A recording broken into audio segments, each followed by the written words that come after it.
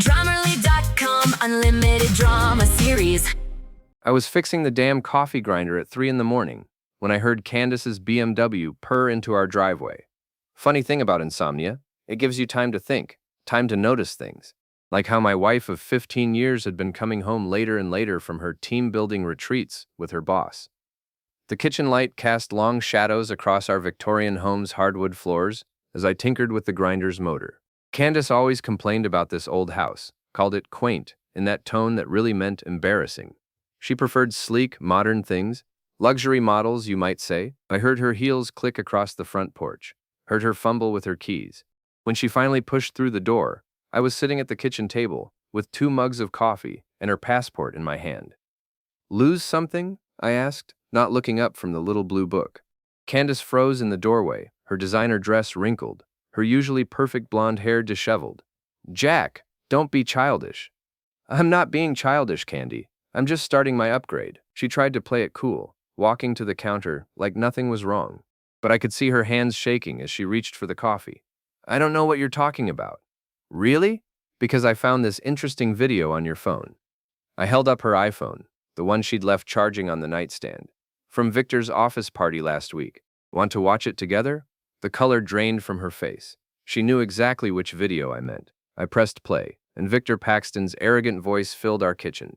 "She's married to some blue-collar contractor. Nice enough guy, I guess. But he's just a starter kit husband. I'm the luxury model." The laughter from her coworkers on the recording was like glass breaking. But what really got to me was Candace's voice, clear as day. "God, Victor, you're terrible. But you're not wrong." I set the phone down gently. "Starter kit, huh? Jack, I can explain." "No need. I get it. 15 years, and I'm just the practice round. The foundation you built your life on before trading up." I stood up, walked to the window, looked out at the pre-dawn darkness. "Thing is, Candy, I've been doing some upgrading of my own." My phone rang. Perfect timing. "That's my accountant," I said, answering on speaker. "Hey, Bill. Yeah, do it. Liquidate the whole portfolio, all 38 million, and put the villa on the market immediately." Candace's coffee mug slipped from her hands, shattering on the kitchen tiles. "The villa," she whispered. "Jack, that's my dream home. You can't. My name's on the deed, sweetheart. My money bought it. My decision." I hung up and smiled at her for the first time in months. "Consider it the first step in your downgrade." The next morning, I was in my basement workshop by 6 a.m., building something special. The Victorian's basement was my sanctuary, cluttered with tools, half-finished projects, and the smell of sawdust and motor oil. Candace never came down here, too blue-collar for her tastes.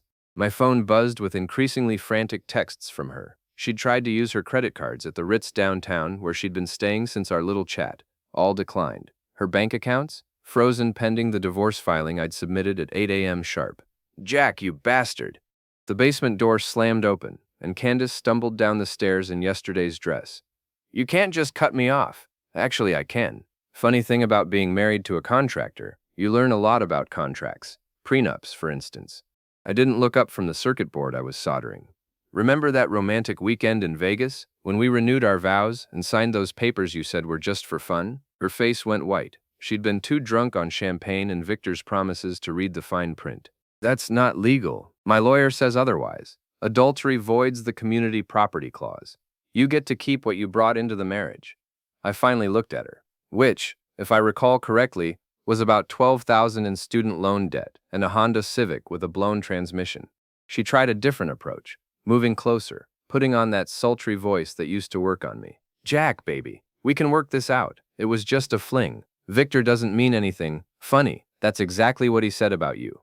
The workshop went dead quiet except for the hum of my soldering iron. "What?" I reached into my toolbox and pulled out a small recording device. "Had a drink with Victor yesterday afternoon. Told him I knew about you two, that I was ready to step aside like a gentleman. You know what he said?" I pressed play. Victor's voice, slightly slurred from the 3 martinis I'd bought him. "Look, Jack, I appreciate you being cool about this. But honestly, Candace is just a midlife crisis thing. Great in bed, sure, but she's not wife material. Not for someone in my position. Too needy, too desperate to impress. I'll probably end it after the merger goes through." Candace sat down hard on my workbench, knocking over a jar of screws.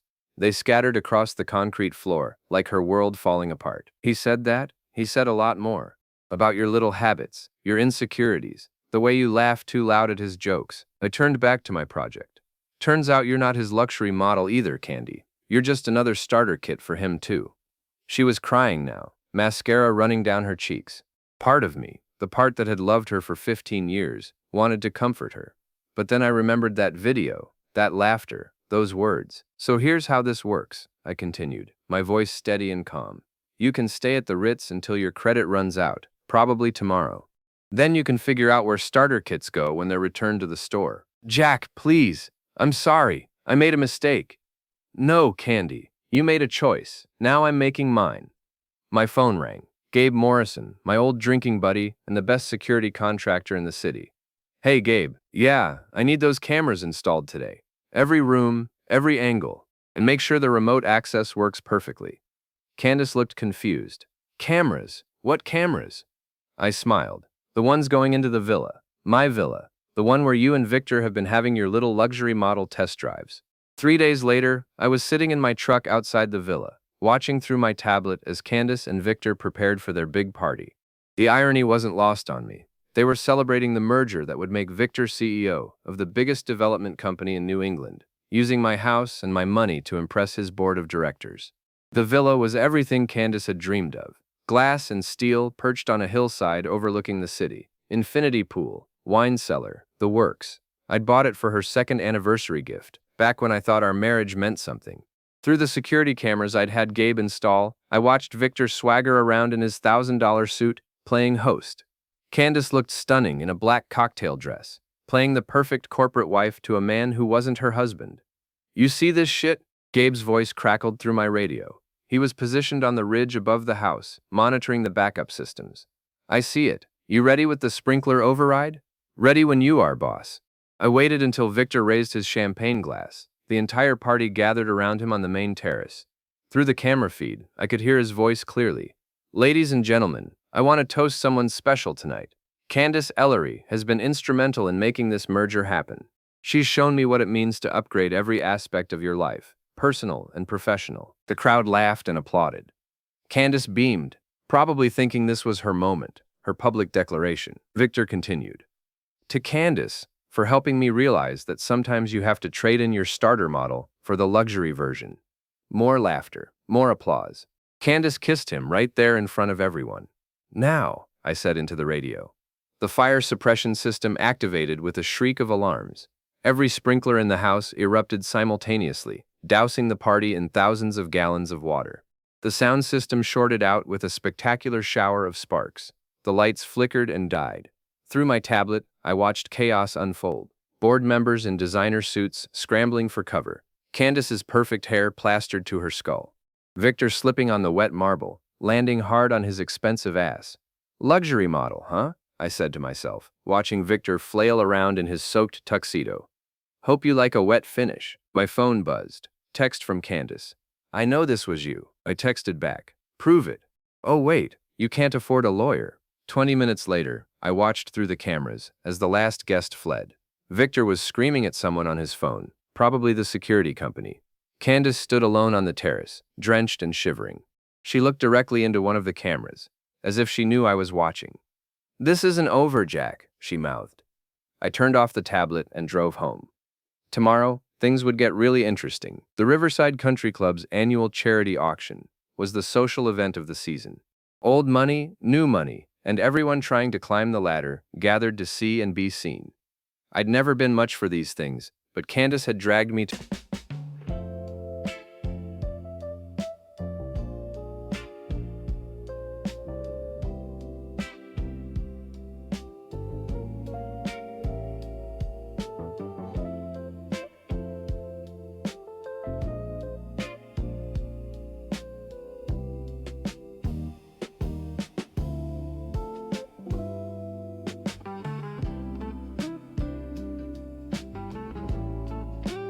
enough of them, over the years, that I knew the players. I also knew that Victor and Candace would be there, trying to salvage their reputations after the villa incident. Word travels fast in a small city, and the story of the mysterious sprinkler malfunction had already made the rounds. I wore my best suit. Not designer, but clean and well-fitted. I'd learned long ago that confidence was the best accessory. They were holding court near the silent auction tables when I walked in. Victor had his arm around Candace's waist, both of them smiling too brightly at the cluster of board members and their wives. Jack!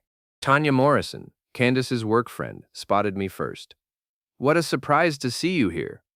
The group turned to look at me. Candace went pale, but Victor just smiled that predatory grin of his. Jack Ellery, Victor said, extending his hand. Good to see you, buddy. How's the construction business? I shook his hand, matching his grip. Can't complain, though I hear the luxury development market's been having some water damage issues lately. A few people chuckled. Victor's smile tightened. Yeah, we had a little technical difficulty at the villa the other night, he said. But that's what insurance is for, right? Absolutely, though I hear insurance doesn't cover everything, like reputation damage. The conversation around us had stopped. Other guests were starting to notice the tension. Candace stepped forward, trying to play peacemaker. Jack, maybe we could talk privately. Why? I thought we were all friends here. Victor certainly seems to think so. I looked directly at him. In fact, I heard you've been giving marriage advice. Something about starter kits and luxury models? Victor's face flushed red. I don't know what you're talking about. Really, because I have it on good authority that you're quite the expert on the subject, especially when it comes to other men's wives. The crowd was definitely listening now. Nothing like a little public drama to spice up a charity auction. Jack, that's enough, Candace hissed. Is it? Because I'm just getting started on my upgrade program. I pulled out my phone. Would you like to hear Victor's thoughts on luxury models? I have a recording. Victor snapped. He lunged forward, grabbing for my phone, but I stepped aside. His momentum carried him straight into the champagne tower behind me.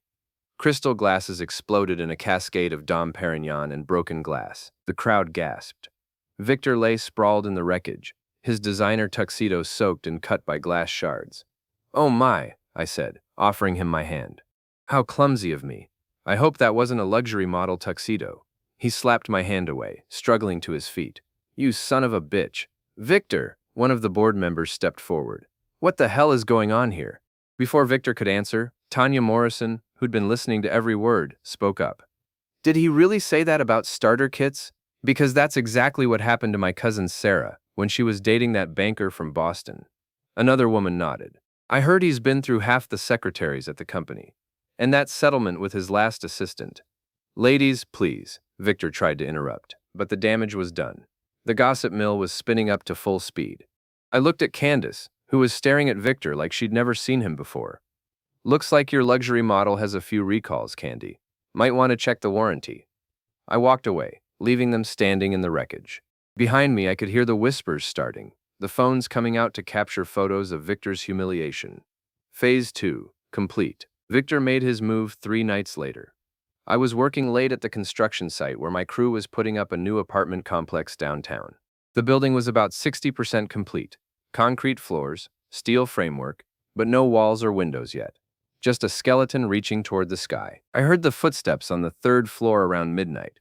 Soft, trying to be quiet. But I'd been expecting this. Men like Victor don't handle public humiliation well, especially when their business deals start falling apart because of damaged reputations. I'd heard through Dana, my sister who worked in HR at a competing firm, that 2 board members had already pulled out of the merger, something about character concerns and liability issues. The footsteps were getting closer. I was in the foreman's trailer, reviewing blueprints by lamplight, but I had a clear view of the construction site through the window. Jack Ellery, Victor's voice echoed through the empty building. He was drunk, angry, and probably armed with something. Men like him always thought violence was the answer when their world started crumbling. I stepped outside the trailer. Evening, Victor. Little late for a site inspection, don't you think? He emerged from the shadows on the 2nd floor, looking down at me. His expensive clothes were dirty, his hair disheveled.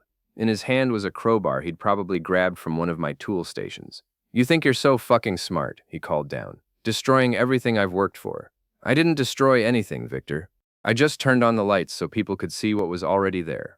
He started down the concrete stairs, the crowbar dragging behind him. You know what your problem is, Jack? You never knew when to quit. Should have just taken your divorce settlement and walked away. Funny thing about that, I said, backing toward the construction site. I did some more digging into your business practices. Amazing what you can find in public records when you know where to look. I pulled out a manila folder from my jacket. Insider trading, Victor. 3 separate instances over the past 2 years.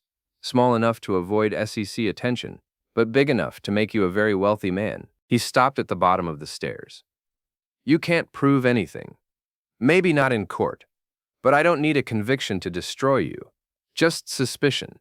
Just enough doubt to make your board nervous. I opened the folder. Like this email you sent to your broker 20 minutes before the Hartwell acquisition was announced publicly. Or this stock purchase right before the Riverside development got city approval. Give me that. He raised the crowbar and started toward me. I backed into 2,000. I didn't get any jewelry. I was ending With a it. diamond goodbye gift? Watch more on Grammarly.com. the construction site, leading him deeper into the maze of concrete pillars and steel beams.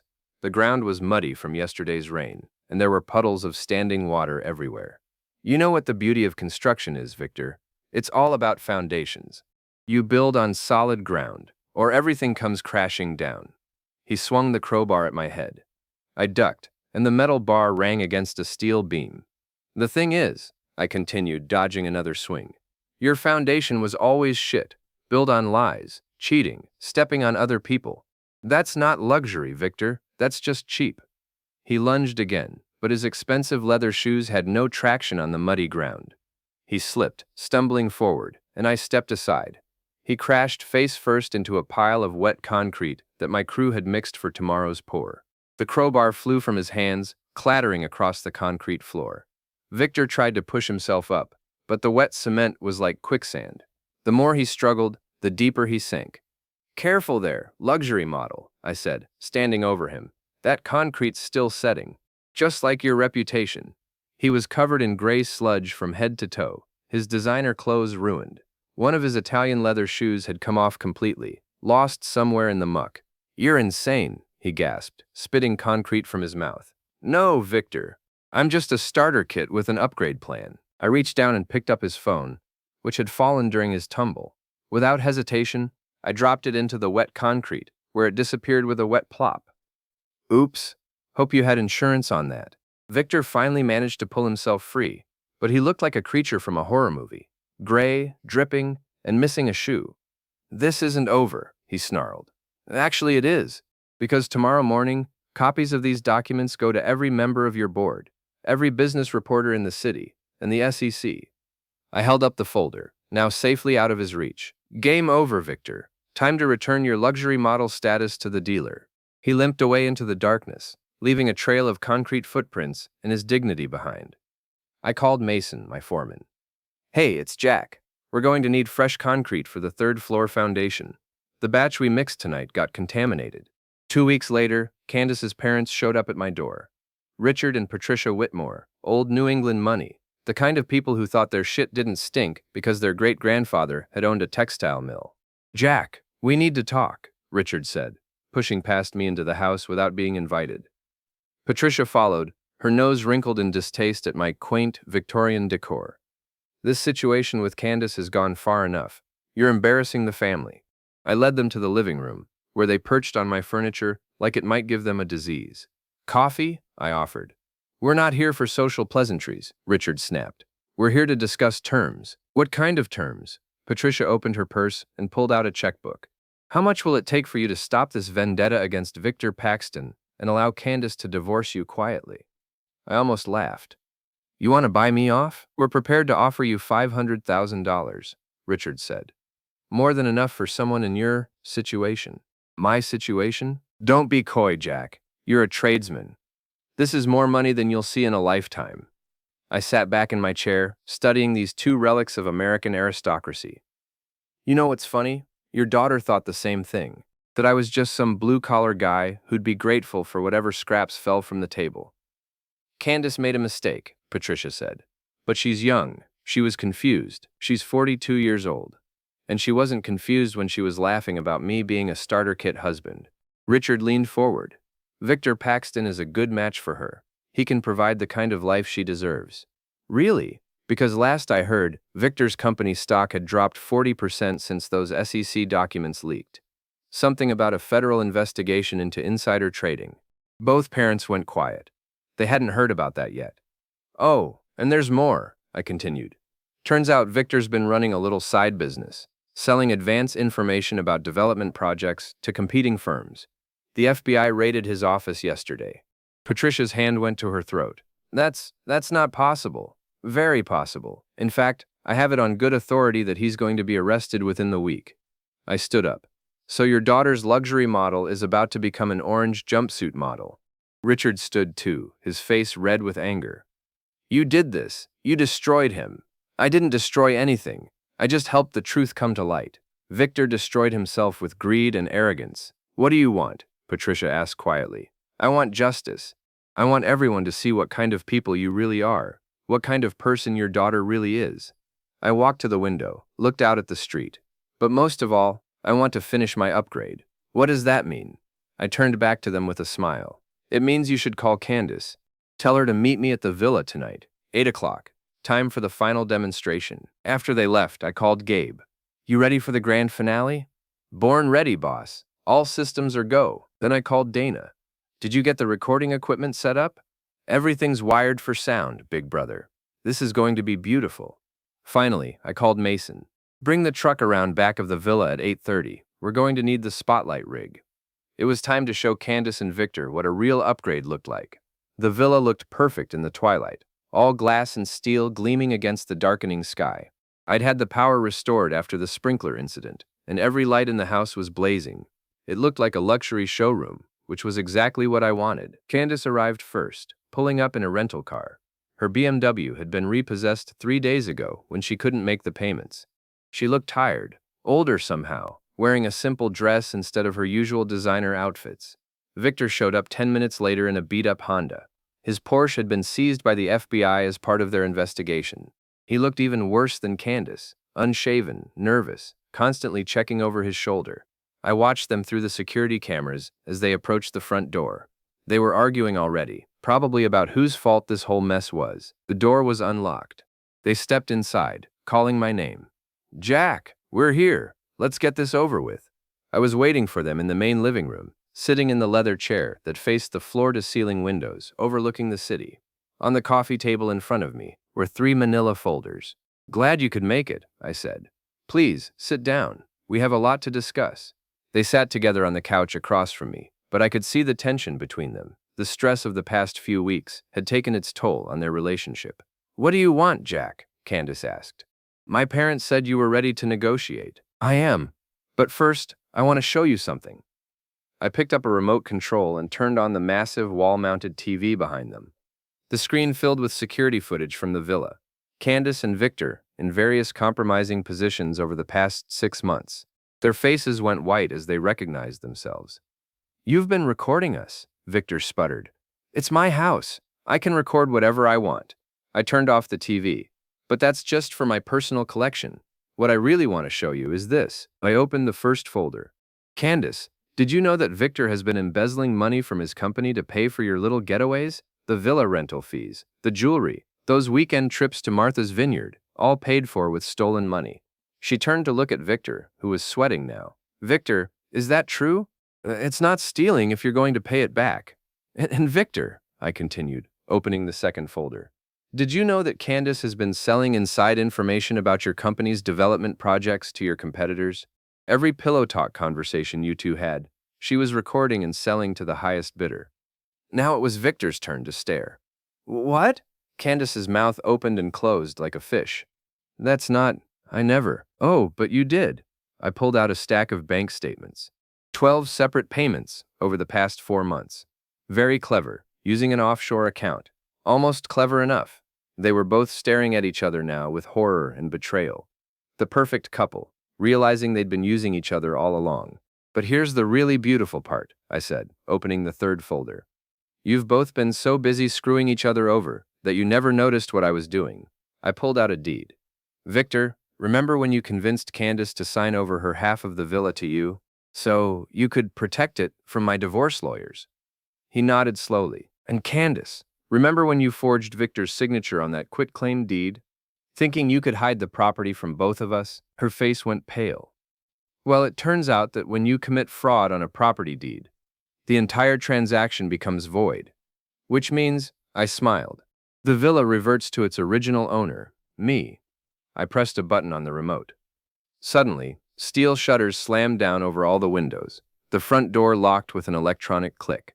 Emergency lighting kicked in, bathing the room in red. "What's happening?" Candace screamed. "Security lockdown," I said calmly. "Don't worry, it's temporary. Just long enough for my friends outside to set up their equipment." Through the intercom system, I could hear Mason's voice. "Spotlights in position, boss." "Perfect. Gabe, are you ready with the sound system?" "All set. Every radio and PA system in a 5-mile radius is patched in." Victor was pulling frantically at the door handle. "You can't keep us here. This is kidnapping." "Actually, it's not. You're free to leave anytime you want. The balcony doors are unlocked." They ran to the sliding doors that led to the main balcony. I followed them outside, where Mason had set up a massive construction spotlight that illuminated us like actors on a stage. Below us, I could see cars stopping, people getting out to look up at the spectacle. Word travels fast in a small city, and half the town had probably heard about this showdown by now. "Ladies and gentlemen," my voice boomed from speakers all across the valley. "Welcome to the final demonstration of luxury versus starter kit quality." Candace grabbed my arm. "Jack, please, stop this." "Oh, but we're just getting to the good part." I pulled out my phone and played a recording. Victor's voice filled the night air. "She's married to some blue-collar contractor. He's just a starter kit husband. I'm the luxury model." The crowd below us was growing larger. I could see people with phones, recording everything. "Now let's hear from the luxury model himself," I continued. "Victor, tell everyone about your business practices." "I'm not saying anything." "That's okay. I have recordings." Another button press, and Victor's drunken confession from our bar conversation echoed across the valley. "Look, Jack, I appreciate you being cool about this. But honestly, Candace is just a midlife crisis thing. Great in bed, sure, but she's not wife material." Candace slapped Victor across the face. "You bastard." "And now, ladies and gentlemen, the pièce de résistance." I held up a final document. A full confession from Candace Ellery, detailing how she's been selling corporate secrets to fund her lifestyle. Signed and notarized this morning. "I never signed that," she screamed. "Actually, you did. Remember that settlement meeting with my lawyer yesterday?